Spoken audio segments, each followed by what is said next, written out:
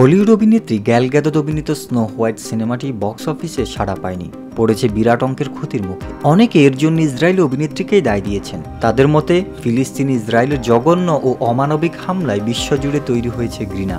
Israel বয়কটেরও ডাক এসেছে বহু জাতীয় দেশের মধ্য থেকে। এই অভিনেত্রী ইসরায়েলের একজন কট্টর সমর্থক, এজন্যই হয়তো ক্ষুব্ধ হয়ে সেটি থেকে মুখ ফিরিয়ে নেন দর্শকরা। তবে অভিনেত্রী স্পষ্ট করলেন, কেবল তার ইসরায়েলের সমর্থনের কারণেই ফ্লপ হয়নি। বহুল আলোচিত ছবি স্নো হোয়াইট আর অনেক কারণ এজন্য দায়ী। সম্প্রতি ইসরায়েলি টক শো দ্য এটক্স গ্যাল গ্যাদট বলেন, অক্টোবরের পর সেলিব্রিটিদের উপর ইসরায়েলের বিরুদ্ধে কথা বলা চাপ বেড়ে যায়। সে সময় তার প্রতি ব্যক্তিগতভাবে তীব্র প্রতিক্রিয়া দেখা দেয়। মানুষ আমাকে আগে ইসরায়েলি হিসেবে দেখেছে, অভিনেত্রী হিসেবে নয়।